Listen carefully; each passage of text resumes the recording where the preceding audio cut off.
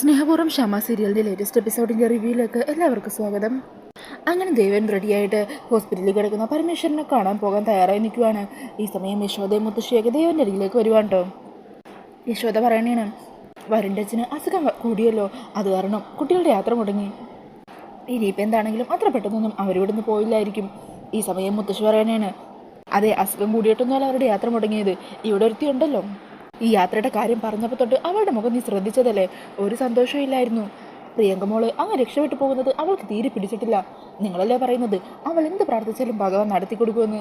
അവൾ മനസ്സൊരുക്കി പ്രാർത്ഥിച്ചു കാണും അവരുടെ യാത്ര മുടങ്ങാനായിട്ട്. അതുകൊണ്ടാണ് ഇങ്ങനെയൊക്കെ കാര്യങ്ങൾ സംഭവിച്ചത്. എന്താണെങ്കിലും അവളുടെ പ്രാർത്ഥന പോലെ നടന്നല്ലോ.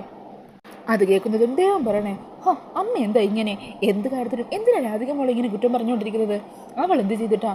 അവള് ആരുടെയും ദോഷത്തിന് വേണ്ടി ഒന്നും ചെയ്യില്ല, പ്രത്യേകിച്ച് പ്രിയങ്കമ്മളുടെ കാര്യത്തിലും. അല്ലെങ്കിലും നിന്നോടൊന്നും പറഞ്ഞിട്ട് ഒരു കാര്യമില്ല, അതെനിക്കറിയാം. എന്നാലും അറിയാതെ പറഞ്ഞു പോയതാണേ എന്നും പറഞ്ഞ് മുത്തശ്ശി ദേഷ്യപ്പെടുവാണ്. ഈ സമയത്തായിരിക്കോട്ടെ ദേവന്റെ ഫോണിലേക്ക് പ്രിയങ്ക വിളിക്കുന്നത്. അന്നേരം ദേവൻ പറയണേ, പ്രിയങ്ക മോളാണല്ലോ. അങ്ങനെ പറഞ്ഞ കോൾ എടുക്കുക. ഹലോ, എന്താ മോളെ? ഞാൻ ദാ അങ്ങോട്ട് ഇറങ്ങാൻ തുടങ്ങുമായിരുന്നു പരമേശ്വരനെ കാണാനായിട്ട് ഹോസ്പിറ്റലിലോട്ടെ. അല്ല, ഇപ്പോൾ എങ്ങനെയുണ്ട് പരമേശ്വരനെ? അന്നേരം പ്രിയങ്ക പറയണേ, അച്ഛനിപ്പോഴും ഹോസ്പിറ്റലിൽ തന്നെയാ, അമ്മയും ബിജുവൊക്കെ അവിടെ തന്നെ ഉള്ളത്. പിന്നെ ഇവിടെ വേറൊരു പ്രശ്നം നടന്നു. എന്താ മോളെ, എന്താ പറ്റിയത്? അന്നേരം പ്രിയങ്ക പറഞ്ഞേ, കുറച്ച് മുമ്പ് ഇവിടെ പോലീസുകാർ വന്നിരുന്നു. അച്ഛനെ ആരോ കൊല്ലാൻ ശ്രമിച്ചതാണെന്നാണ് അവർ പറയുന്നത്. അതിൽ അവർക്ക് വരുന്ന സംശയമുണ്ടെന്ന്. അത് കാരണം പോലീസുകാർ വരുന്ന അറസ്റ്റ് ചെയ്തുകൊണ്ടുപോയി. മോളെ, നീ എന്തൊക്കെയാ പറയുന്നത്? പരമേശ്വരനെ കൊല്ലാൻ വരും നോക്കിയെന്നോ? എന്ത് വെണ്ടിത്തോക്കി അവർ പറയുന്നത്? ആ സമയം പ്രിയങ്ക പറയണേ, എനിക്കൊന്നും അറിയില്ല അച്ഛാ, സാഹചര്യ തെളിവുകളെല്ലാം വരുണിന് എതിരെയാണെന്ന് അവർ പറയുന്നത്. അല്ല, ഇതൊക്കെ നടക്കുമ്പോൾ ആ വീട്ടിൽ വേറെ ആരും ഉണ്ടായില്ലേ എന്ന് ദേവൻ ചോദിക്കുക. അന്നേരം പ്രിയങ്ക പറയണേ, ഇവിടെ മുത്തശ്ശിയും ചെറിയച്ചനും അവരെല്ലാവരും ഉണ്ടായിരുന്നു. ചെറിയച്ചൻ അവരെ എതിർക്കാനും ശ്രമിച്ചതാ, പക്ഷെ പോലീസുകാർ എന്തുറപ്പിച്ച മട്ടിലായിരുന്നു. അവർ രണ്ടും കൽപ്പിച്ച് തന്നെയായിരുന്നു. ചോദ്യം ചെയ്യാനും മറ്റും ഉണ്ടെന്ന് പറഞ്ഞ് വരുൺ അവരിവിടെ നിന്ന് കൂട്ടിക്കൊണ്ടുപോയി. ഈ സമയം ദേവൻ പറയണേ, അല്ല മോളെ, ഞാനിപ്പോൾ എന്തെങ്കിലും ചെയ്യേണ്ടതുണ്ടോ? ഞാൻ സ്റ്റേഷനിലേക്ക് വല്ലതും പോകണോ? എന്താ ഇപ്പോൾ വരുണിന് വേണ്ടി ഞാൻ ചെയ്യുക? അന്നേരം പ്രിയങ്ക പറയുന്നുണ്ട്, അച്ഛനൊന്നും ചെയ്യണ്ട, ഇവിടെ ചെറിയച്ഛനുണ്ടല്ലോ, ചെറിയച്ഛൻ വേണ്ട പോലെ കാര്യങ്ങൾ കൈകാര്യം ചെയ്തോളും. ഞാൻ ഈ വിവരം അറിഞ്ഞപ്പോൾ അച്ഛനെ വിളിച്ച് പറഞ്ഞു എന്നേ ഉള്ളൂ. എന്നാൽ ശരി, ഞാൻ വെക്കുവാണ് എന്ന് പറഞ്ഞ പ്രിയങ്ക കോള് കേട്ടാക്കുവാണ്. ഈ സമയം യശോദ മുത്തശ്ശിക്ക് കാര്യം എന്താണെന്ന് ചോദിക്കുവാണ് കേട്ടോ. അന്നേരം ദേവൻ പറയണേ, പരമേശ്വരനെ ഇന്നലെ ആരോ കൊല്ലാൻ ശ്രമിച്ചതാണെന്ന്. അതിൻ്റെ പേരിൽ വരുണിന് സംശയമുണ്ടെന്ന് പറഞ്ഞ് പോലീസുകാർ വരുണിനെ അറസ്റ്റ് ചെയ്തു. ഈ സമയം ഇത് കേട്ടുകൊണ്ട് അകത്തേക്ക് വരുന്ന രാധിക ഇത് കേട്ട് ഞെട്ടിപ്പോകുകയാണ്.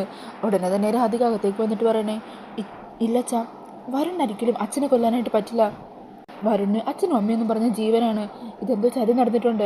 അതേക്കുന്നത് മുത്തശ്ശി പറയണേ, നിന്നോട് ഇതിൽ ആരെങ്കിലും അഭിപ്രായം ചോദിച്ചോ? വല്ല മിണ്ടാതിരിക്കുന്നുണ്ടോ നീ? ഇനിയിപ്പോൾ അവൾ പോലീസ് സ്റ്റേഷനിലേക്ക് തുള്ളിച്ചാടി പോകും. അന്നേരം രാധിക പറയണേ, ഞാൻ ഇങ്ങോട്ടും പോകാൻ പോകുന്നില്ല. നമുക്കറിയാവുന്ന ഒരാളെക്കുറിച്ച് ഇത്തരത്തിലുള്ള ഒരു ആരോപണം കേൾക്കുമ്പോൾ അത് സത്യമല്ലെന്ന് പറയാമല്ലോ.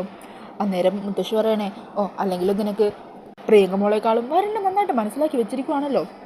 ഈ സമയം ദേവൻ പറയുക, എന്നാലും വരുണിനെ രക്ഷിക്കാനായിട്ട് നമുക്ക് എന്തെങ്കിലുമൊക്കെ ചെയ്യണ്ടേ?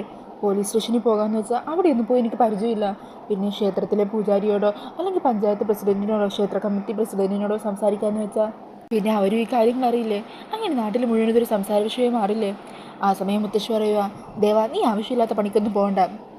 അവർ തന്നെ അവിടുത്തെ കാര്യങ്ങളൊക്കെ നോക്കിക്കോളാമെന്ന് പറഞ്ഞിട്ടുണ്ടല്ലോ. എന്താണെങ്കിലും അവർക്കൊപ്പം എത്താൻ നമ്മളെ കൊണ്ടാവില്ലല്ലോ. അതുകൊണ്ട് ചന്ദ്രശേഖരൻ തന്നെ ആവശ്യമുള്ള കാര്യങ്ങൾ ചെയ്തോളും. നീ അയാളെ വിളിച്ച് ചോദിച്ചാൽ മാത്രം മതി. അങ്ങനെ പറഞ്ഞ് മുത്തശ്ശി അവിടെ നിന്നും പോകുവാണ് കേട്ടോ. ഈ സമയം യശോദയും പറയുന്നുണ്ട്, അതേ ദേവേട്ട, എന്താണെങ്കിലും അവരെ കൊണ്ട് ചെയ്യാൻ പറ്റുന്നതൊന്നും ചെയ്യാൻ നമ്മളെ കൊണ്ട് പറ്റില്ലല്ലോ. നമുക്ക് എന്താണെങ്കിലും ചന്ദ്രശേഖരനൊന്ന് വിളിച്ച് കാര്യങ്ങൾ അന്വേഷിക്കാം. ഈ സമയം രാധിക സങ്കടത്തോടെ അകത്തേക്ക് പോകുവാണ്. എന്നിട്ട് നേരെ പൂജാമുറിയിലേക്ക് ചെല്ലുക. ഭഗവാനെ, വരുണ് അച്ഛനെയും അമ്മയും എത്രത്തോളം സ്നേഹിക്കുന്നതെന്ന് എനിക്ക് നല്ലപോലെ അറിയാം. വരുൺ ഒരിക്കലും ഇങ്ങനെയൊന്നും ചെയ്യാനായിട്ടാവില്ല. എന്തൊരു ചതി നടന്നിട്ടുണ്ട്. ഈ ചതിയിൽ നിന്നും വരുണിനെ ഭഗവാൻ തന്നെ രക്ഷിക്കണേ എന്നൊക്കെ പറഞ്ഞാൽ കരഞ്ഞ് പ്രാർത്ഥിക്കുന്നുണ്ട് രാധിക. പിന്നീട് കാണിക്കുന്നത് സ്റ്റേഷനിൽ കാത്തിരിക്കുന്ന വരുണിനെയാണ്. ഈ സമയം ഒരു കോൺസ്റ്റബിൾ വന്ന വരുണിനകത്തേക്ക് വിളിക്കുവാണ്. സാറ് വിളിക്കുന്നുണ്ട്. അങ്ങനെ വരുൺ ചെന്ന DYSP ക്യാബിനിൽ പോയിരിക്കുവാണ്. ഇതേസമയം സൂരജ് ഫോണിൽ ആരോട് സംസാരിച്ചുകൊണ്ടിരിക്കുമായിരിക്കും. ഇന്നത്തെ കാലത്ത് മാതാപിതാക്കളെ കഴുത്ത് ഞെരിച്ചു കൊള്ളുന്ന മക്കളുമുണ്ട്. എല്ലാ സ്വത്തിനും പണത്തിനും വേണ്ടിയാണല്ലോ. എന്നാൽ ശരി, ഞാൻ പിന്നെ വിളിക്കാം. എന്നിട്ട് വരുണിനോട് സംസാരിക്കുകയാണ്. മിസ്റ്റർ വരുൺ, നിങ്ങൾ ഞാൻ ഇവിടെ നിന്ന് കൂട്ടിക്കൊണ്ടുവന്നപ്പോൾ നിങ്ങൾ കുറേ ചോദ്യങ്ങളൊക്കെ ചോദിച്ചിരുന്നല്ലോ. ഞാൻ ചോദിച്ച പല ചോദ്യത്തിനും നിങ്ങൾ ഉത്തരം പറഞ്ഞതുമില്ല. അന്നേരം വരുൺ ചോദിക്കുക, എന്താ സാറിന് അറിയേണ്ടത്? എന്താണെങ്കിലും ചോദിക്ക്, ഞാനിപ്പോൾ ഉത്തരം പറയാം. എൻ്റെ അച്ഛനെ ഞാൻ കൊല്ലാൻ ശ്രമിച്ചു എന്നാണല്ലോ സാറ് പറയുന്നത്. അതെൻ്റെ അച്ഛൻ പോലും വിശ്വസിക്കില്ല. എൻ്റെ മനസ്സിൽ എൻ്റെ അച്ഛനുള്ള സ്ഥാനം എന്താണെന്ന് എൻ്റെ അച്ഛനും എൻ്റെ വീട്ടുകാർക്കും നാട്ടിലുള്ള എല്ലാവർക്കും അറിയാം. എൻ്റെ അച്ഛനെ ഞാൻ ഒരിക്കലും കൊല്ലാൻ ശ്രമിക്കുമെന്ന് എൻ്റെ അച്ഛൻ പോലും വിശ്വസിക്കില്ല. അന്നേരം സൂരജ് പറയുന്നതാണ്, ഇന്നത്തെ കാലത്ത് എല്ലാവർക്കും വേണ്ടത് പണമാണല്ലോ. ഇതുപോലുള്ള കുടുംബങ്ങളിൽ അധികാരത്തിൻ്റെ പേരിലായിരിക്കും പലർക്കും അഭിപ്രായ വ്യത്യാസങ്ങളും ഭിന്നതകളും തർക്കവും ഒക്കെ ഉണ്ടാവുന്നത്. അതൊക്കെയാണ് പലരെയും കൊണ്ട് പലതും ചെയ്യിക്കുന്നതും. അതുപോലൊരു കാര്യം ഇവിടെ സംഭവിച്ചു എന്നാണ് ഞാൻ സംശയിക്കുന്നത്. കണിമംഗലം കുടുംബത്തിൻ്റെ സകല സ്വത്തുക്കളുടെയും അവകാശിയും നടത്തിപ്പുകാരനുമൊക്കെ പരമേശ്വരനായിരുന്നല്ലോ. എന്നാൽ 2 ദിവസങ്ങൾക്ക് മുമ്പ് അതിൻ്റെ എല്ലാം അവകാശിയായിട്ട് വരുൺ മാറുന്നതായിട്ടുള്ള ഒരു പവർ ഓഫ് അറ്റോർണി അതുണ്ടാക്കിയിട്ടുണ്ടായിരുന്നു. അല്ല, ഇക്കാര്യം വരുൺ അറിയോ? അല്ല, എനിക്കൊന്നും അറിയില്ല സാർ. ഈ സമയം സൂരജ് പറയുവാണ്, നിങ്ങൾക്കറിയാതെ പിന്നെ എങ്ങനെയാണ് സ്വത്തുക്കളുടെ എല്ലാ അവകാശം നിങ്ങളുടെ കയ്യിലെത്തുന്നത്? അതിന് തൊട്ട് പിന്നാലെ തന്നെ പരമേശ്വരന് ഇങ്ങനൊരു അപകടവും സംഭവിച്ചു. അപ്പോൾ പിന്നെ സ്വാഭാവികമായും സംശയം നിങ്ങൾക്ക് നേരെയല്ലേ വരുള്ളൂ. സ്വാഭാവികമായും കുടുംബസ്വത്തായതുകൊണ്ട് തന്നെ അത് പലരിലേക്കും ഭാഗം വെച്ച് പോകേണ്ടതാണ്. എന്നാൽ അങ്ങനെയൊന്നും സംഭവിക്കാതെ മുഴുവൻ സ്വത്തിൻ്റെയും അവകാശം നിങ്ങളുടെ കയ്യിൽ കിട്ടണമെങ്കിൽ അതിൻ്റെ പിന്നിൽ നിങ്ങളുടെ കളിയുണ്ടെന്നല്ലേ അതിൽ നിന്ന് വ്യക്തമാവുന്നത്. അന്നേരം വരുൺ പറയണേ, സാർ, ഞാൻ ഇത്ര നാളും വിദേശത്തായിരുന്നു. അവിടെ നിന്നാണ് ഞാൻ പഠിച്ചതൊക്കെ. എൻ്റെ പഠനത്തിനായിട്ട് അച്ഛനല്ല എനിക്ക് പണം വെച്ച് തരുന്നത്. ഞാനൊരു പ്രൊഫഷണൽ ആയിട്ടുള്ള ഫോട്ടോഗ്രാഫറാണ്. ആ ജോലി ഞാൻ അവിടെയും ചെയ്തിരുന്നു. അങ്ങനെയാണ് എൻ്റെ ആവശ്യത്തിനുള്ള പണം ഞാൻ കണ്ടെത്തിയത്. പിന്നെ ഞാൻ കല്യാണം കഴിച്ചിരിക്കുന്നത് ഒരു ശരാശരി താഴെയുള്ളൊരു കുടുംബത്തിൽ നിന്നാണ്. എനിക്ക് സ്വത്തിനോടോ പണത്തിനോടോ ഒന്നും ആർത്തിയില്ല. അച്ഛൻ്റെ സമ്പത്ത് കണ്ടിട്ടല്ല ഞാൻ ഈ നാട്ടിലേക്ക് തിരിച്ചെത്തിയതും. അതുകൊണ്ട് തന്നെ സ്വത്തിനും പണത്തിനും വേണ്ടി എൻ്റെ അച്ഛനെ കൊല്ലാൻ ശ്രമിച്ചു എന്ന് ആര് പറഞ്ഞാലും ഞാനത് സമ്മതിച്ചു കൊടുക്കില്ല. ഈ സമയം സൂരജ് പറയുവാണ്, എല്ലാ കുറ്റവാളികളും ഇങ്ങനെ തന്നെയാണ് പറയുന്നത്.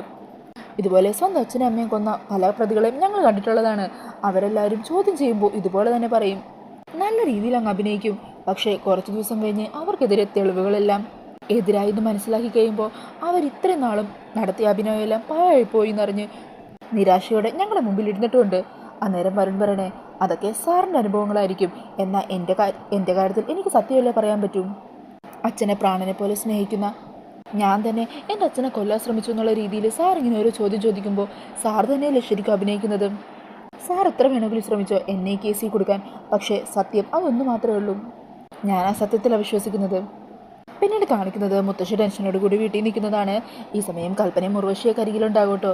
മുത്തശ്ശി പറയുവാൻ, എത്ര നേരം വരുണിനെ പോലീസ് അറസ്റ്റ് ചെയ്തുകൊണ്ട് പോയിട്ട്, എന്നിട്ട് ഇവിടെ ഒരാൾക്കും ഒരു ചൂടുമില്ല. ഇത്ര നേരമായിട്ടും അവനെ പുറത്തിറക്കാൻ ആർക്കെങ്കിലും തോന്നിയോ? അന്നേരം ഉർവശി പറയുന്നുണ്ട്, ചന്ദ്രേട്ടൻ അതിനു വേണ്ടി തന്നെ നടക്കുകയല്ലേ. അതിനുള്ള എല്ലാ കാര്യങ്ങളും ചന്ദ്രേട്ടൻ നോക്കുന്നുണ്ട്. ഈ സമയം കൽപ്പന പറയണേ, ഇതിപ്പോൾ അച്ഛനെ കൊല്ലാൻ നോക്കിയെന്നുള്ള കേസാണല്ലോ. അത് കാരണം അത്ര പെട്ടെന്നൊന്നും ജാമ്യം കിട്ടുമെന്ന് തോന്നുന്നില്ല. അന്നേരം ഉർവശി പറയണേ, ദേ കൽപ്പനെ, നീ വെറുതെ ആവശ്യമില്ലാത്തൊന്നും പറയല്ലേ. എൻ്റെ വരുൺ പരമേശ്വരനെ കൊല്ലാൻ നോക്കിയെന്നോ? കള്ള കേസുണ്ടാക്കി വെച്ചിരിക്കുകയാണ് അവർ.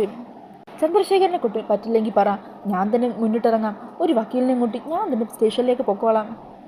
ഈ സമയം ചന്ദ്രശേഖരൻ അങ്ങോട്ടേക്ക് വരുവാണ് കേട്ടോ. അന്നേരം മുത്തശ്ശി ചന്ദ്രശേഖരനോട് പൊട്ടിത്തെറിക്കണേ, എന്തായി കാര്യങ്ങൾ? വരുണിനെ പോലീസ് സ്റ്റേഷനിലേക്ക് കൊണ്ടുപോയിട്ട് കുറേ നേരമായല്ലോ. ഈ സമയം ചന്ദ്രശേഖരൻ പറയണേ, അമ്മേ, ഞാൻ ശ്രമിക്കുന്നുണ്ട്. ഞാൻ പലരെയും വിളിക്കുന്നുണ്ട്. എന്നാൽ ആ DYSP ആളൊരു മൊരടനാണ്. അയാൾ ഒട്ടും അങ്ങ് അടുക്കുന്നില്ലെന്നേ. പക്ഷേ നമ്മൾ ശ്രമിച്ചുകൊണ്ടേയിരിക്കും. ഈ സമയം മുത്തശ്ശി പറയണേ, ചന്ദ്രശേഖര, നിനക്ക് പറ്റില്ലെങ്കിൽ പറ. കണിമംഗലത്തെ ആണുങ്ങൾക്ക് മാത്രമല്ല പെണ്ണുങ്ങൾ വിചാരിച്ചാലും ചിലതൊക്കെ നടക്കും. അന്നേരം ചന്ദ്രശേഖരൻ പറയണേ, അമ്മ ഇപ്പോൾ തൽക്കാലം ഒന്നും ചെയ്യണ്ട. ഇക്കാര്യം ഞാൻ തന്നെ നോക്കിക്കോളാം. നമ്മുടെ വരുണിനെ എന്ത് വില കൊടുത്ത് ഞാൻ പുറത്തെത്തിച്ചിരിക്കും.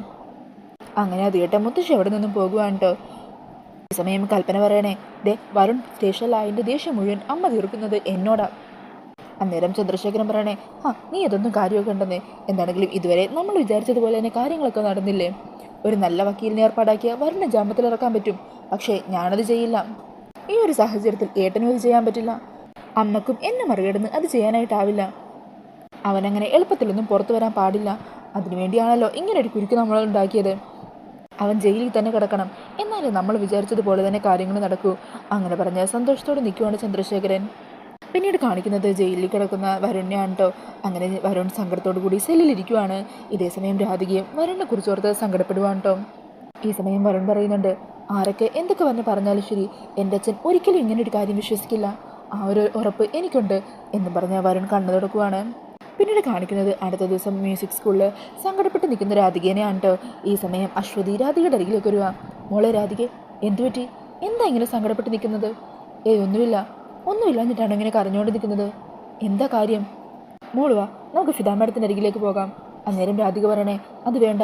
ഇനിയൊരു കാര്യത്തിനും ഫിദ മാഡത്തെ ബുദ്ധിമുട്ടിപ്പിക്കില്ല എന്ന് ഞാൻ തീരുമാനിച്ചതാണ്. ഈ സമയം ശ്യാമ അങ്ങോട്ടേക്ക് വരുക. എന്താ എന്തിനാ മോളിങ്ങനെ വിഷമിക്കുന്നത്? മോളുടെ സങ്കടങ്ങളൊക്കെ എന്നോടല്ലാതെ വേറെ ആരോടാ പറയുന്നത്? മോൾ ധൈര്യമായിട്ട് പറ, എന്താ കാര്യം? ആരെങ്കിലും മോളെ ഉപദ്രവിച്ചോ? മോളുടെ മനസ്സ് വിഷമിപ്പിക്കുന്ന രീതിയിൽ എന്തെങ്കിലും പറഞ്ഞോ? അന്നേരം രാധിക പറയണേ, ഏയ് അങ്ങനെയൊന്നുമില്ല. പിന്നെ എന്താ പ്രശ്നം? അത് പിന്നെ വരുണിനെ പോലീസ് അറസ്റ്റ് ചെയ്തു. വരുണോ? അതാരാ? അത് പ്രിയങ്കയുടെ ഭർത്താവാ, എൻ്റെ അനിയത്തിയുടെ. വരുണിൻ്റെ അച്ഛന് സുഖമില്ലായിരുന്നു. അച്ഛനെ കൊല്ലാൻ നോക്കിയത് വരുണാണെന്നാണ് പോലീസുകാർ പറയുന്നത്. പക്ഷേ വരുൺ ഒരിക്കലും അങ്ങനെയൊന്നും ചെയ്യില്ല. അച്ഛനും അമ്മയെന്ന് പറഞ്ഞാൽ വരുണിന് ജീവനാ. എന്തോ ഒരു ചതി നടന്നിട്ടുണ്ട്. മാഡത്തിന് വരുണിനെ എങ്ങനെയെങ്കിലും പുറത്തിറക്കാൻ പറ്റുമോ? അതിനെന്താ മോളെ, നമുക്ക് നോക്കാം. അച്ഛൻ്റെ കൂടെ സ്റ്റേഷനിൽ പോയി വരുണിനെ ഒന്ന് കാണണമെന്നുണ്ട്. പക്ഷേ പിന്നെ വേണ്ടാന്ന് വെച്ചു. സ്റ്റേഷനിൽ സങ്കടത്തോടെ ഇരിക്കുന്ന വരുണിനെ കാണാൻ എനിക്ക് സഹിക്കാൻ പറ്റില്ല. ആകെ മനസ്സ് തകർന്നായിരിക്കും വരുണിരിക്കുന്നത്. വരുണിൻ്റെ ആയിരിക്കും എനിക്ക് കണ്ടു നിൽക്കാനാവില്ല. ഈ സമയം ശ്യാമ പറയണേ, അശ്വതി ചേച്ചി, ചേച്ചി കുട്ടികളുടെ അരികിലേക്ക് ചെല്ല്. ഞാൻ മോളെയും കുട്ടി ഓഫീസിലേക്ക് പോകാം. അങ്ങനെയും ഫിദ രാധികയും കുട്ടി അവിടെ നിന്നും പോകുവാണ്. പിന്നീട് കാണിക്കുന്നത് ശ്യാമ ഒരു വക്കീലിനെ ഫോണിൽ വിളിക്കുന്നുണ്ടോ, കൂടെ അശ്വതി ഉണ്ടാകും. അന്നേരം ആ വക്കീലിൻ്റെ അസിസ്റ്റൻ്റ് എടുക്കുന്നത്. അന്നേരം ശ്യാമ ചോദിക്കുക, അല്ല റാം സാറില്ലേ? ഉണ്ട്, ഒരു മീറ്റിങ്ങിലാ. ഞാൻ സിംഗർ ശ്യാമയാ. ആ മാഡം ആണോ? എന്താണെങ്കിലും കാര്യം പറഞ്ഞോളൂ, ഞാൻ സാറിനോട് പറഞ്ഞോളാം. അങ്ങനെ വരുണിൻ്റെ കാര്യങ്ങളെല്ലാം വക്കീലിനോട് പറഞ്ഞുകൊണ്ടിരിക്കുന്ന ശ്യാമയെ കാണിച്ചുകൊണ്ടാണ് ഇന്നത്തെ എപ്പിസോഡ് തീരുന്നത്. അപ്പോൾ ഈ ഒരു റിവ്യൂ ഇഷ്ടമായിട്ടുണ്ടെങ്കിൽ മറക്കാതെ വീഡിയോ ഒന്ന് ലൈക്ക് ചെയ്യണേ. ഇതുപോലുള്ള കൂടുതൽ റിവ്യൂസിനായിട്ട് ഈ ചാനലൊന്ന് സബ്സ്ക്രൈബ് ചെയ്തും കൂടി സപ്പോർട്ട് ചെയ്യണേ. താങ്ക്